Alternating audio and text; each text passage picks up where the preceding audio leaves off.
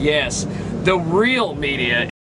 KJAG Radio and KMA Entertainment, your source for entertainment news and interviews in Central and South Central Kansas. The best of the best are here, and we go above and beyond to bring you the most bang for your buck. Find us on the social sites like Facebook and Twitter. Log on to kjagradio.com and jiggyjaguar.com for more. Thank you. Good night. Back here on Jiggy Jag TV, also out here at the Well in McPherson, Kansas. Daryl London is playing tonight at the McPherson Opera House, and I'm going to go ahead and let her introduce herself. We'll talk a little bit about why she's here. Go ahead and jump in there. Hi, I'm Daryl London, and yeah, I'm here to perform tonight at the McPherson Opera House. Well, talk to me a little bit about how you got started doing music. Okay, I started writing and singing when I was probably 13 years old. I've been playing piano since I was 5, and I wrote and performed all through high school, and then I went to university for media studies and kind of took a break from music. And since I graduated, I've just been all about music, pursuing this as a career and seeing where it takes me. That's cool. Now, you're known for your, and I want to make sure I get this right, witty observations of everyday situations. Okay. How did explain that to me? Because that's like on all your publicity information and everything all over the damn place. Right. I like to kind of have fun with songwriting and make it playful.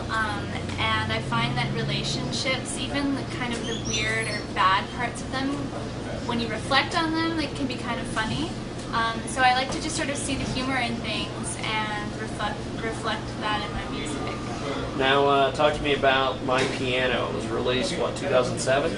Oh, I haven't been asked about that, like, ever.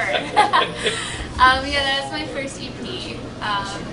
It was just piano and voice. It was more like a demo, but yeah, I released that independently when I first moved to Toronto to pursue music. And then, since then, I put out 2 full-length albums. That's cool. Now, how do the 2 full-length albums compare with each other? The first one, Edible Word Parade, is my first full-length album, fully produced, and it's very, it's kind of quirky and very playful, and I think a little bit sort of younger sounding. And then Eat a Peach, it's still playful and kind of whimsical, but I think it's just a little bit more grown up, and I just think the songwriting is a bit more involved. That's cool. Now, talk to me about the songwriting process for all those. For everything that you do, what do you do when you sit down to put a song together? I pretty much just sit down and put a song together. No, I sit down at the piano. Sometimes some people write lyrics first, or melody, or chords. I kind of just write it all together as it comes out, sort of. Yeah. It's usually a pretty organic process for me. I'm trying to be a little bit more disciplined about it and treat it more as a craft, but I find my stronger songs come out when I'm just feeling really emotional about something, and I just sit down at the piano and something comes out.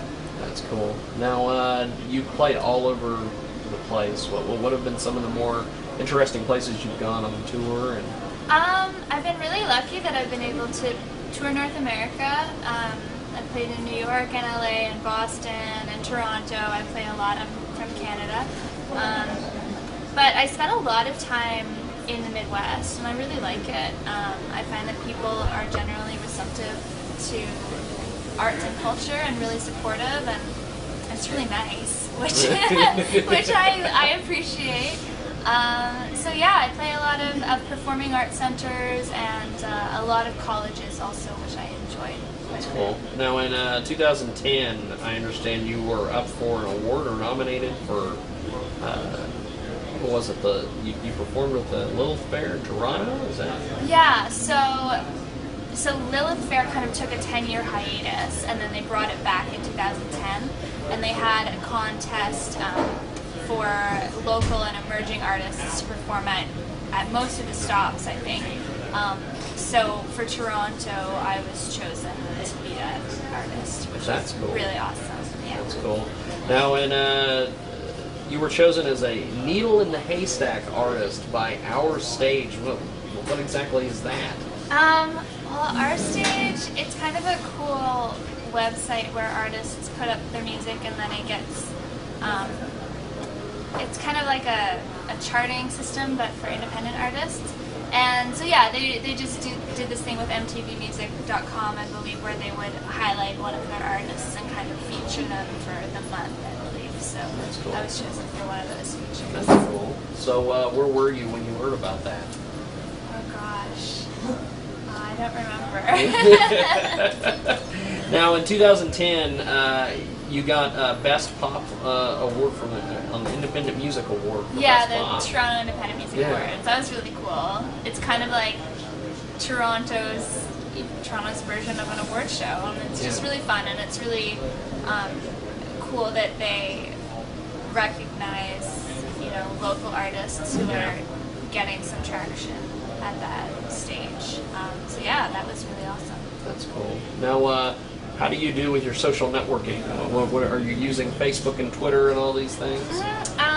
I kind of, I'm on Facebook and Twitter and YouTube and some other sites that I don't really, you know, manage that well. But I try to focus on those three, and also my newsletter. That's a big one for me. I have a monthly newsletter.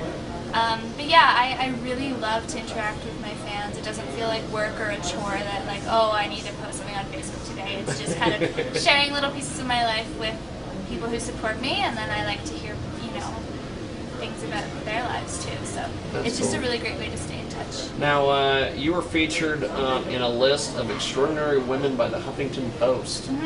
That is a pretty cool honor. It was really cool. It was written by a woman named Shannon Skinner who has a TV show, and so she interviewed me. Her TV show was called Extraordinary Women, and I was one of the women she interviewed, and then she compiled this list and this article. So that was a huge surprise and a huge honor for sure.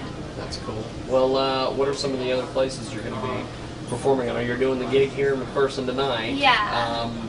What other places can people I have a couple colleges on this little mini tour, and a lot of driving.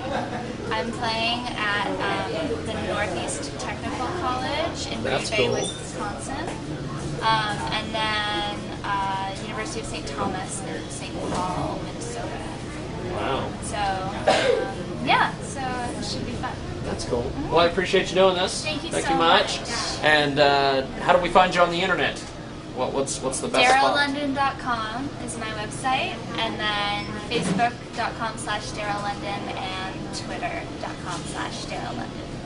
That's cool that you got the. You don't have to do like Daryl London _ or any of that. You've got your name. Keep it simple, That's but my really name cool. is spelled weird, so that like makes it hard for people. So I try to keep it as simple as I possibly can. Well, thanks for watching. KJagRadio.com.